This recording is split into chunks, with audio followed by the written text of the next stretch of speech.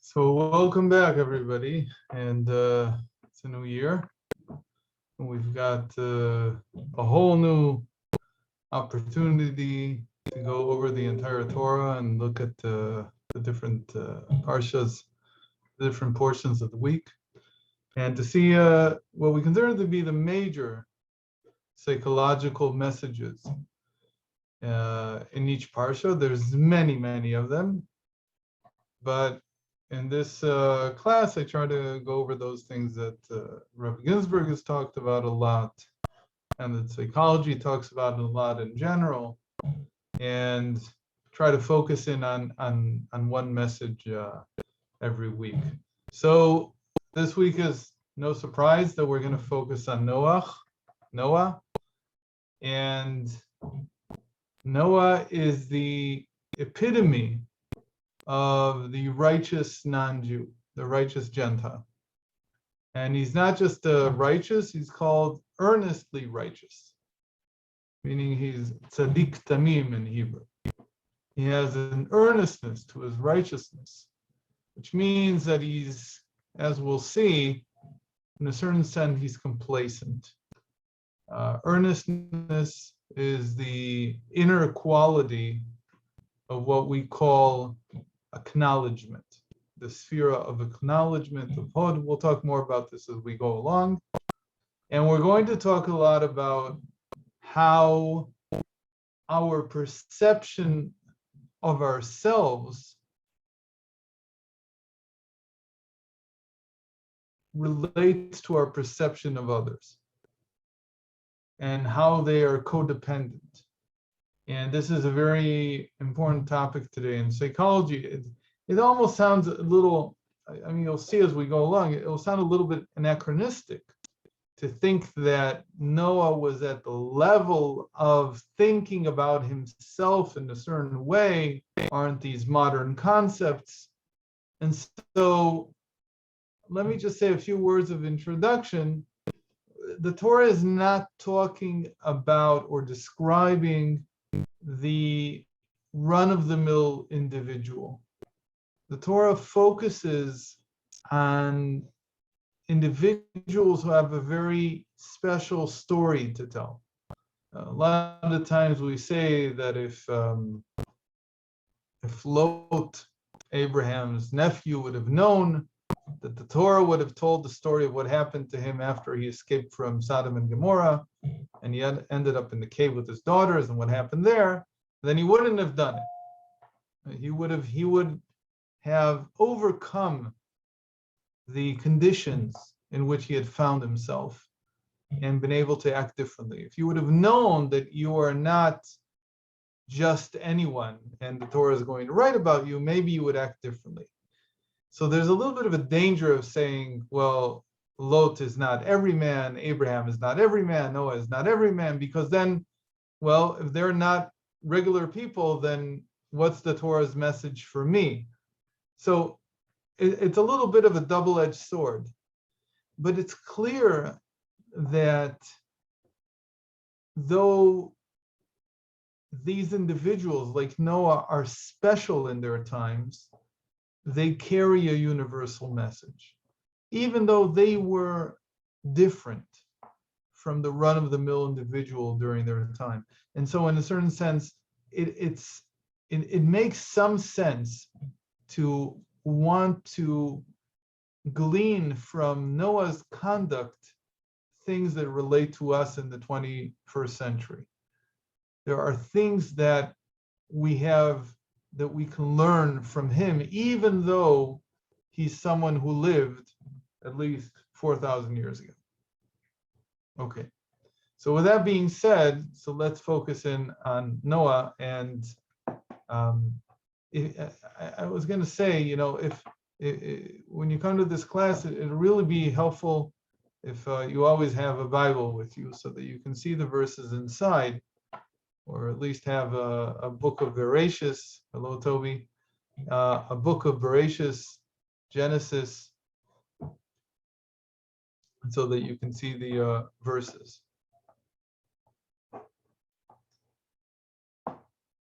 So instead of sharing it with you, because I always find it difficult to just share because when I do that, I can't see everyone's cameras, and it really makes it less personable.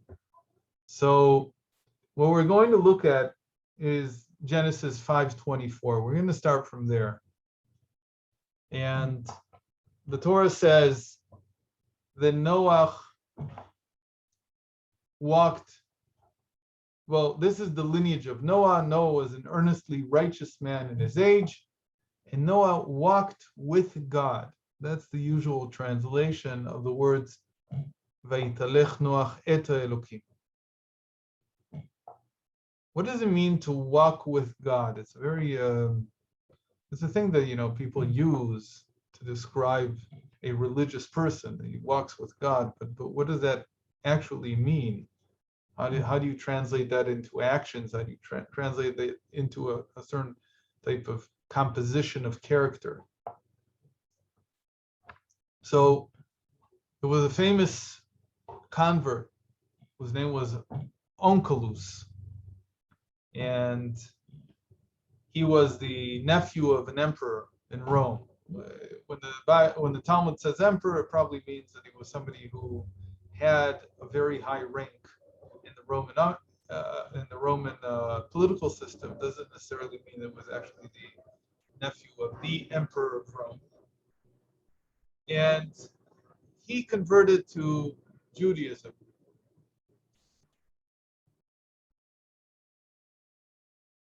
And because of his ties to Rome and his interest in bringing the Torah to everybody, he translated the Torah into the spoken language of the Middle East at the time, which was Aramaic. One of the things that he was very acutely aware of, constantly, Onkelos, was that idolatry always wanted to personify God as something physical in some way. In fact, I just learned this recently, but it's a famous thing apparently that idolaters, when they encountered Judaism, they used to call Jews atheists. It was so powerful that God had to be physically present in a physical form, that the Jews who kept saying that God has no physical body or physical form were called atheists. That's the way they were treated. That's the way they were understood, because it couldn't be. So Onkelos made it a very important point in his writing, in his translation of the Torah into Aramaic, to shy away as much as possible from any kind of physical language regarding God. So when you say that Noah walked with God, so that's very physical, right? How can you walk with somebody if they don't walk themselves, or if they're not present physically? So what does that exactly mean? So Onkelos translates this as Noah walked with fear of God, meaning that he goes into a psychological description and says that Noah was a man whose relationship with God was based on his fear of God. Now, a lot of times, Noah is seen as we mentioned, as the epitome of what it means to be a righteous non-Jew. And so from this comes the concept that the highest level of serving God for a non-Jew is called fear of heaven.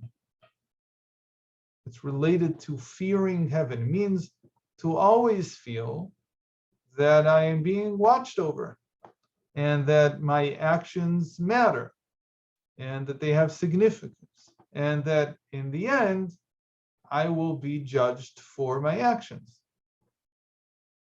So that's actually taken from Onkelos's, you could say, guide for non-Jews or for simple people to the Bible, to the Torah. And so you've got this idea that Noah is walking with fear of God. That still doesn't yet explain why use the verb walk? Why not call it Noah had fear of God? Why would you call it walked with? Why does the Torah call it walked with? What would be the connotation behind that symbol of walking? As usual, we're trying to interpret the web of meaning behind each one of these words. So the explanation that's offered in Chassidus, which is always very psychological, is that to walk with something means that this is how you move forward, meaning that every person has in their innate nature the purpose and the want to grow in life. That's called our walking. It's like Isaiah says, I've given you the ability to walk among those who stand, referring to the angels. The man is constantly pushing forward. So Noah's way of moving forward was through his fear of God. His fear of God was the instrument through which he moved forward in life. What does that translate into? It means that he was constantly gauging, trying to figure out where God wanted him to go. So he was looking, if we could say it in modern terms, he was looking for the billboard. He was looking for a sign that would point him in the right direction, right? That way. Do this, do that. He's looking for the signs in his life. And by the way, this is something that many people do. Many people, rightfully so, try to interpret what they experience, what they hear, what they see, the way that the Baal Shem Tov taught, that everything is a message from God. So Noach was doing that, and that's called walking with fear. Why fear? We'll have to see why fear is described this way in a moment. But first of all, so we have Noach walking this way. By the way, the exact same words, or almost exactly the same words, are said regarding Noach's great-grandfather, who was, in the Hebrew pronunciation, Chanoch, and the English pronunciation, Enoch, I think they say. Well, somebody has to turn on their speaker so I can hear how it said Enoch or Enoch. Maybe Lynn can tell us. Can she open the, let's see. Go ahead, Lynn. You can open your speaker. Your microphone. Enoch. Enoch. Okay, that's what I thought. Okay. So his great-grandfather was described exactly the same way as Vayitalech Chanoch et Elokim, that Chanoch walked with God. And Onkelos there translates it exactly the same way. He said he walked with fear of God. That's how he conducted himself also. Now, what happened to Enoch? What happened to Chanoch? So he just disappeared. This gives us the first insight into what it means to walk with fear. The person who walks with fear of God is, in a sense, waiting or anticipating to just disappear, to not be, to not give, to not make a substantial contribution to life, to reality. The person who walks with fear of God is timid. You could call it that his faith is timid. He believes in God. He believes that God is the source of life. He feels that the life within him is an expression of godliness, but he doesn't feel that he can make a big difference in the world. Rather, the most that you can do is do no harm. the most that you can do, that's what it means to live in fear of God or to walk in fear of God. You cannot justify taking risks to make the situation better. That's not justifiable. That's not the domain of man. God can make the situation better if he wants to.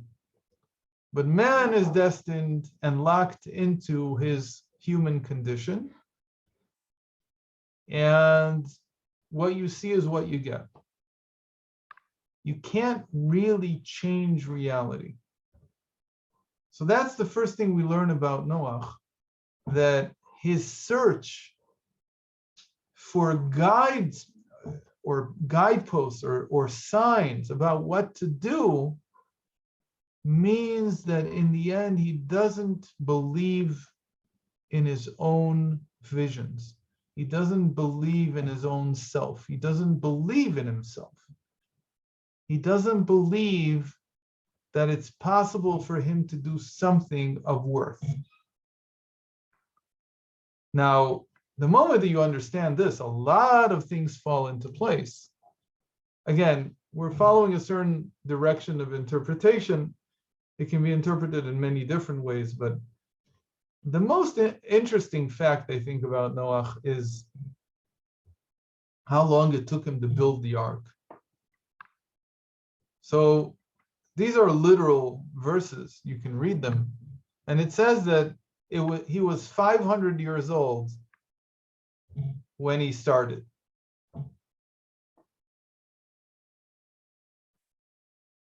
Well, actually, he started 20 years earlier, but he was 500 years old when he gave birth to his 3 sons. And we'll see in a moment how that works together. The flood happened in the year 600 of his life. So if he started 20 years earlier than when he was 500, he built the ark for 120 years. Now, just at the end of Genesis, at the end of Parshas Bereshis, we learned that God said that the total lifespan of man from now on will be 120 years. So he actually spent a lifetime building this ark. Well, one side of it could be, the ark was a technological wonder. And it's almost unbelievable that he was able to complete it in 120 years. But the other side of it is completely the opposite, and it fits much more the timid person who doesn't believe in himself, is that he would spend much of his life doing a menial job that had no end in sight. People that don't believe in themselves usually end up doing that. They don't do it as an earnest individual, meaning one who says, I don't need much, therefore I don't want to work at anything that really would give me a high income. Because you could do very important things and not tie them directly to how much income you're making. You could decide to be a doctor, a surgeon, and not charge your patients. But you would be doing something very meaningful. But think about it. What is Noach doing? He's building something for 120 years, which, as we'll see, he doesn't really believe in. Meaning he doesn't not just believe in himself. He also doesn't believe that it's possible that he was chosen to do something of value. And so he leaves himself in a state of doing labor that is menial, that is meaningless, that just trudges along for 120 years. Again, this can be interpreted in a very different way also. The Rabbi has a sicha, he has a discourse where he gives a novel interpretation. And he says that the reason it took him 120 years was because this was his commandment. And because it was his commandment, no one else was allowed to take it away from him. So he had to do it all by himself. Nobody could help him in any way. They couldn't even hand him a hammer. That's a completely different direction. But seemingly the simple psychological profile that we're building of Noach is that here's a person who really doesn't believe in himself. And because he doesn't believe in himself, because he's so timid, because he's constantly searching for someone else or something else to tell him where to go and what to do, then he can't leave his mark on the world.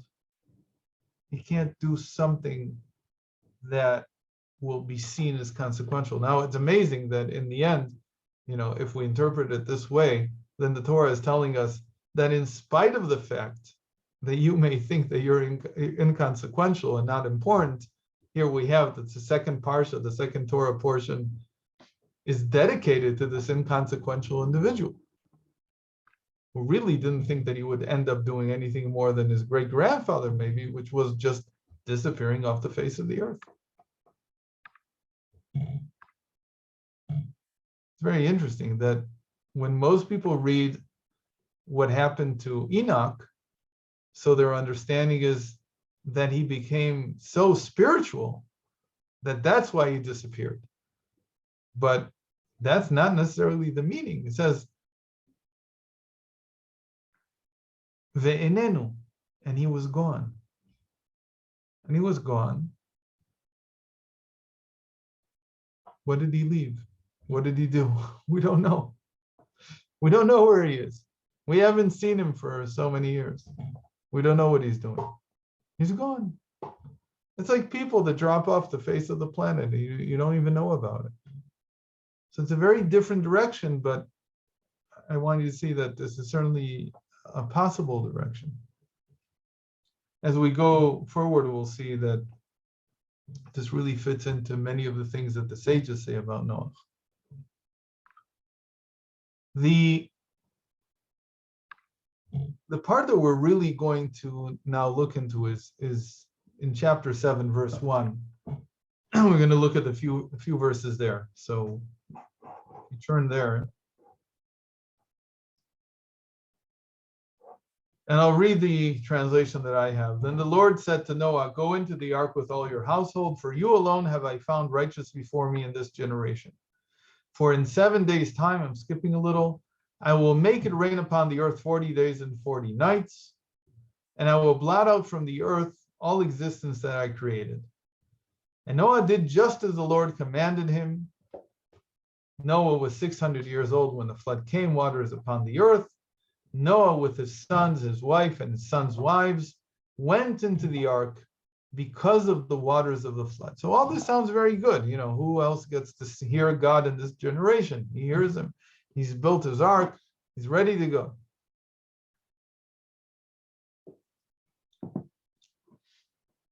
But the sages see this very differently.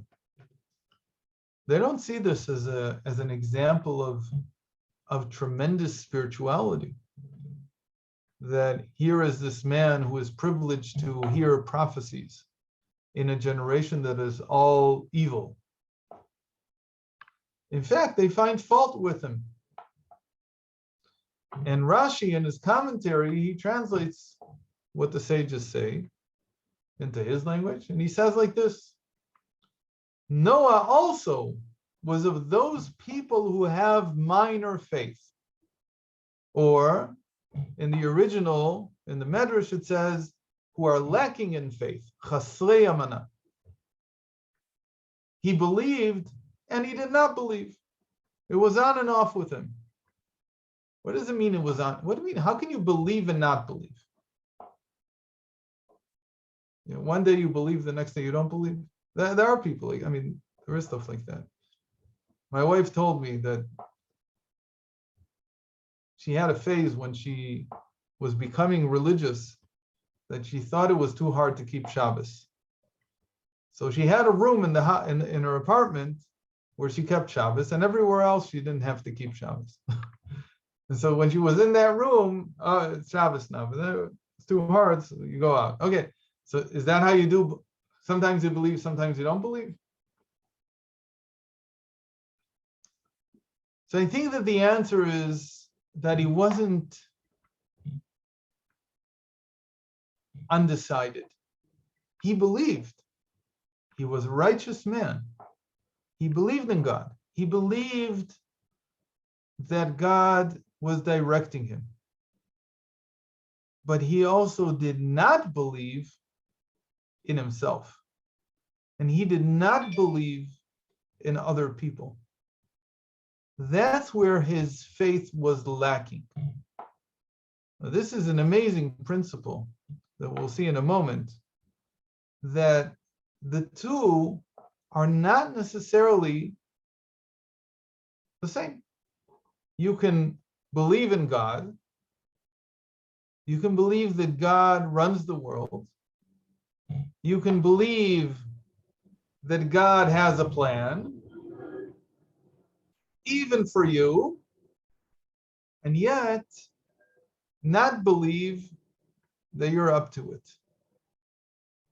Yeah, go ahead, Bracha. Sorry, I just wondered, could he have saved the generation if he had believed in that generation? Is that what you're going to? Right. Yeah. Mm-hmm. For Noah, the flood, like all prophecies that are negative,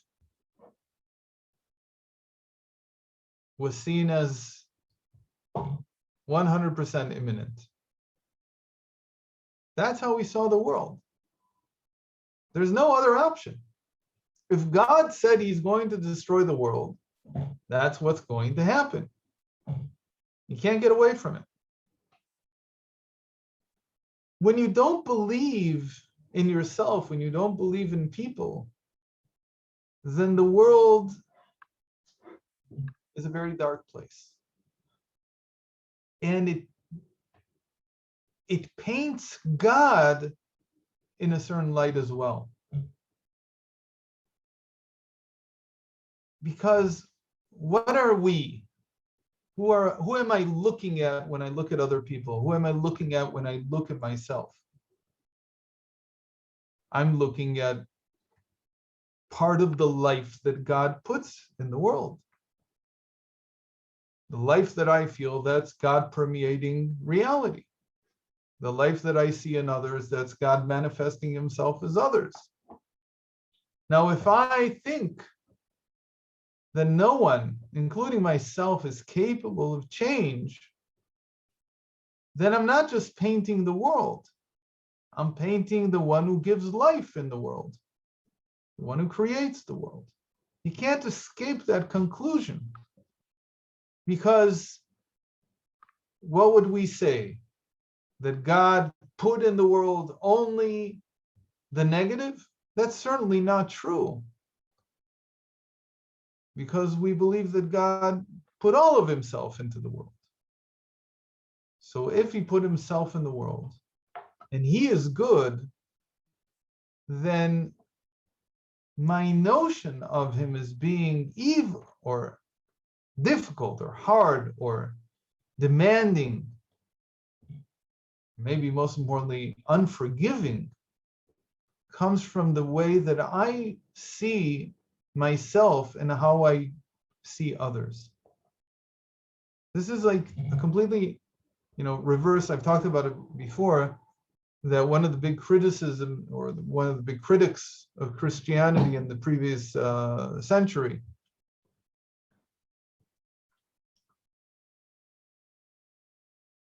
his psychological criticism of it was that religion is simply a projection of ourselves onto the infinite.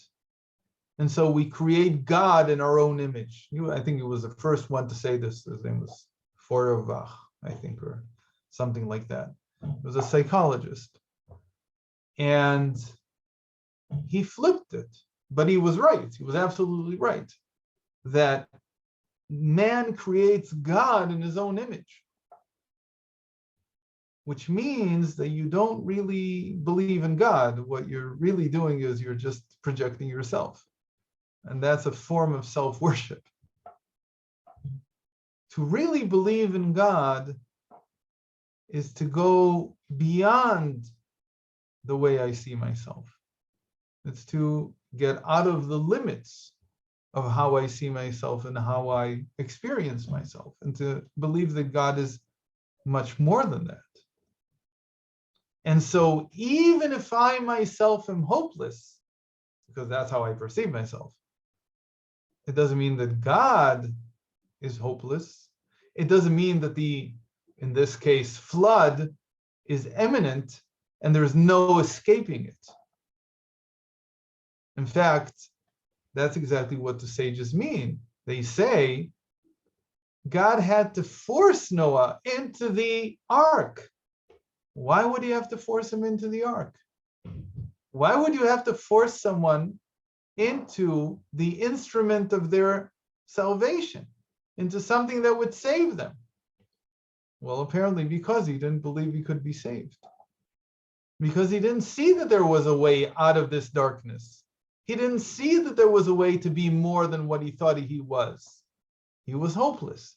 The world was hopeless. God had no hope either. And so everything would be destroyed. How could he escape that? Just as he assumed that nobody would listen and nobody would be able to change, he assumed that about his situation. He, like everyone else, would be destroyed. And so what was the point of going into this thing he had been building for 120 years, of which he probably said, it's not even going to float. It's not seaworthy. It's not this, it's not that. How am I going to fit everybody inside? 1,000,001 questions that had no answers. So much so, we didn't get this far yet in the text, but that God has to promise him, and people miss this, the first covenant. The very first covenant in the Bible is between God and Noah. And it's not the covenant after he comes out of the ark. It's a covenant that he makes with him before he enters the ark. And there are different opinions in the sages about what this covenant was about, but it's clear from the text that the covenant had something to do with the fact that he would survive. God had to convince him. He had to make a covenant, meaning a promise, an unbreakable promise, that he would deliver him from the flood, that it was possible that his life would not end the way he assumed it would, that it would have meaning, that he would turn out to be the person who saved humanity, who saved life on earth. That was a very difficult concept for him. So he didn't want to go into the ark. And that's exactly what the sages say. They say, how do we know that he was of small faith, of minor faith, or that he believed and didn't believe? Because we see that he built the ark. Because even the people that don't believe in themselves, they do something with their lives. Or maybe not anymore. But they used to have to do something because they weren't being given free money from the government. So they had to do something. But they didn't believe in what they were doing. And he didn't believe in what he had created. And so he remains in this state of disbelief regarding himself and his future. And he has to be forced into it. He has to be forced into the ark. And God closes the door, as it were, behind him, shutting it tight with the floodwaters, making sure he doesn't jump overboard and say, I'm going to die anyway. What's the point of prolonging my misery? And that, by the way, that is the sentiment, the strongest sentiment of disbelief in oneself. That life is miserable. And that it's a sentence that we have to carry out. We have to endure the sentence. We have to get through it somehow. And the sooner it's over, the better. But that is a real sentiment that people have when they don't believe in themselves, when they don't believe that what they're doing is meaningful. Now, here's where the surprise, I think everything I've said so far is not very, maybe it's a little interesting to see this about Noach, but it's not so surprising. But I want to read for you, here, now I will share the screen. I want to read an article, I just did a very quick search about, I think I searched for believe in yourself, or something like that, belief in yourself and psychology. So let me share the screen.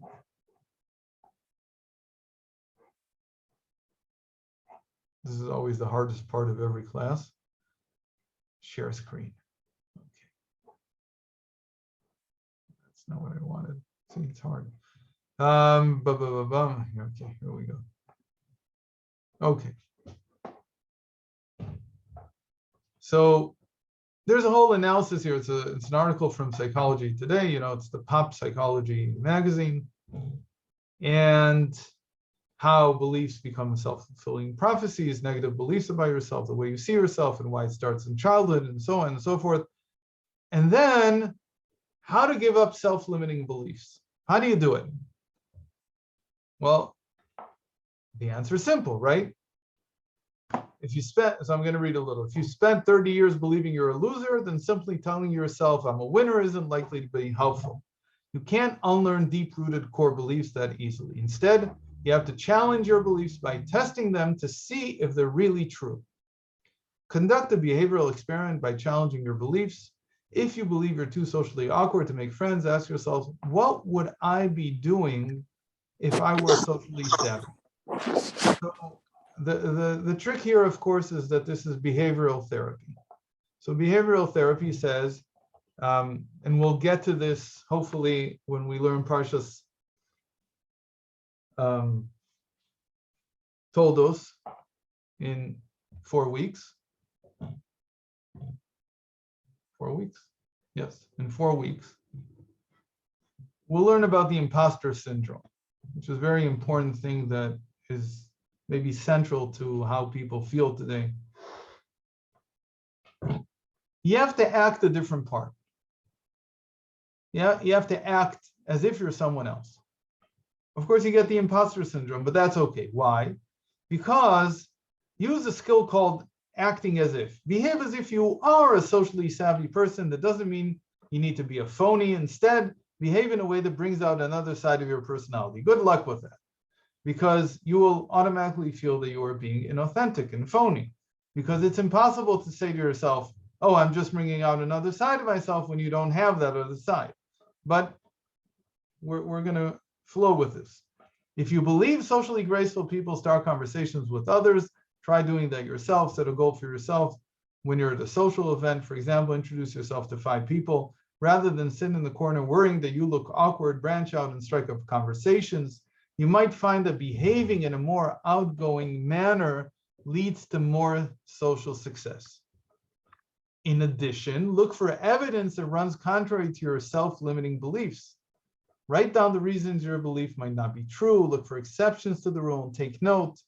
Simply raising your awareness of the fact that there are times when you are more capable than you give yourself credit for can help chip away at the belief that you've held so strongly. Now, this is, if you walk usually into a psychologist's office and you talk about your low self-esteem and the fact that you don't believe in yourself and so on and so forth, this is the direction that you're going to get. It might work, but the Baal Shem Tov taught something incredible, which sort of rhymes with what we said before about man creating God in his image. And that is that if you think that you're socially awkward, taking the example that was here, and that you're not socially savvy, that's not your problem. That's really not your problem.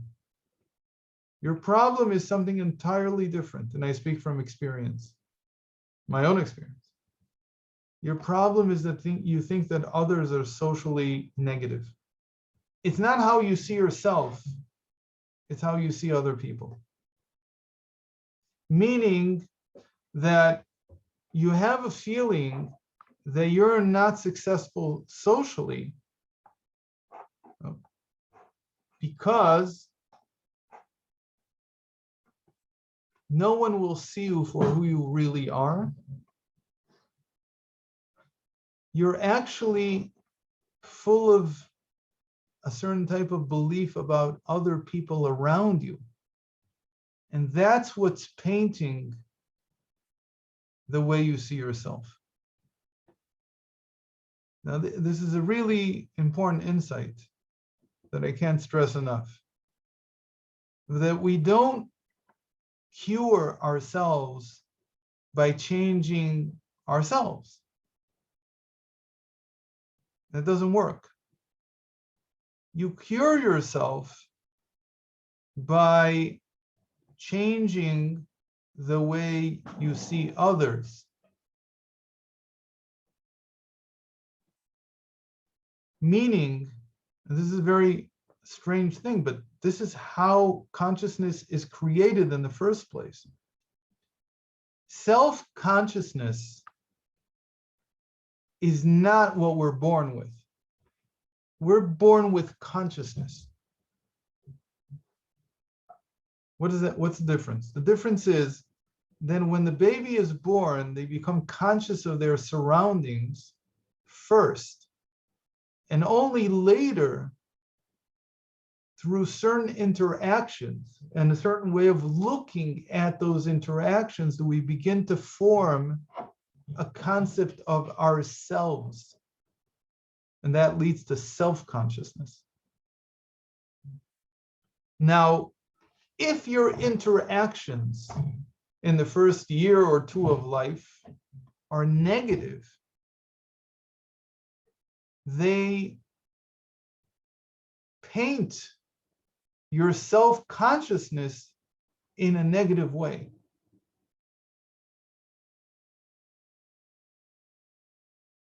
We are an image of how we think that others see us. This needs to sink in. It's not that Noah had low self-esteem, and because of that, he didn't think that he would be able to change anyone's mind. It was the opposite. That he began from having low esteem of others, and therefore was convinced that he was not worthy of changing their minds because they couldn't be changed. The problem starts from the way I see others because that's what I experience first. It's only from the way that I experience others that I begin to experience myself. That's simply the order that things are built. How do you know that you're not socially savvy?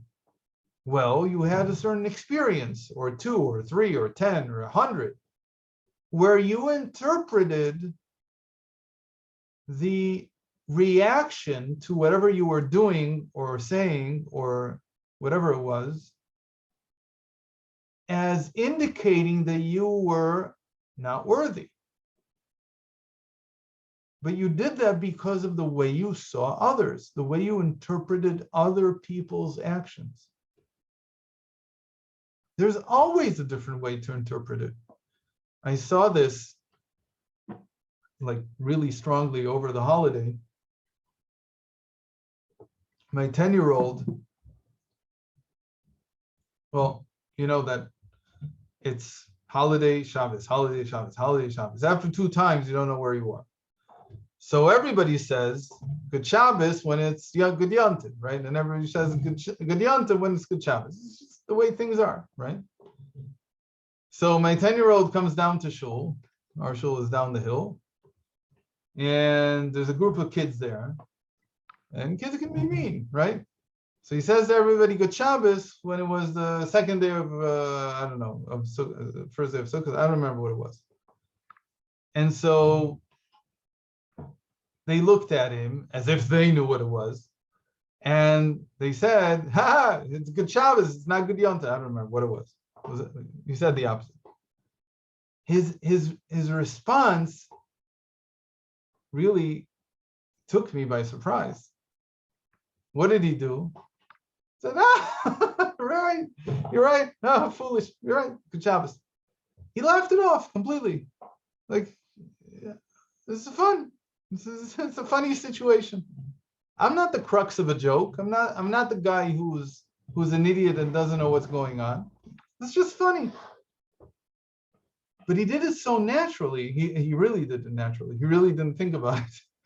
Maybe because he doesn't yet have enough self-consciousness. That could be. But I don't think that was exactly it. I think that he's just developed a way of seeing that others don't mean him harm. They just want to laugh. So, okay, so let's laugh. It's wonderful. I can't remember it right now. Maybe I'll look for it and talk about it tomorrow or next week. But Jordan Peterson tells a story at the beginning of his of one of his books. I don't remember which one it was, about some guy who was a railroad worker in the American West, and his name was really funny. It was I guess Leslie or something like that, and he's within a group of really big men who work physically all day long, and he's got this funny feminine name, and they made fun of him and this and that, and he just laughed it off, and he enjoyed it. And he makes this whole point about nicknames, that you can do one of two things. You can think that they're mean. They might be, but you can take them as being meaningful, right? You can take them as being something that's done to be mean to you, but you can also take them as just part of human nature, that somebody's got to have a nickname, or a lot of people have to have nicknames, because that's just the way that people are. They're not necessarily mean to you. They don't know you from Adam. But you're the guy who just joined the gang, and you've got this funny name or whatever, and we need some comic relief, and we need this, and we need that, and we need to feel that we go beyond formality or whatever it is. And you just happen to be the person who's there at that moment. It's not done as something mean towards you. It's done because you're the new kid. And and there's a certain rite of passage with the new kid. And it could be that you'll be the new kid for a day or two or a week or 2 weeks or whatever it is. But eventually you become part of the pack. And it's the next guy who gets the new nickname and whatever it is, and so on and so forth. So you can see it as human beings are mean, children are mean. And you can see it as this is just the way that the world works. Does it make it mean? Does it make it?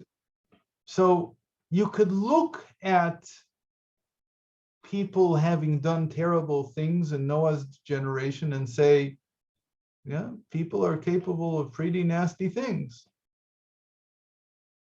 But just as much as they're capable of nasty things, they're also capable of tshuva. They're capable of churning from their ways. They're capable of understanding that they want to change. But if you don't believe that about them, then they're hopeless. But if that's how you see others, that is also how eventually you will see yourself. And so the Baal Shem Tov builds this incredible understanding that if you want to believe in yourself, you have to believe in others.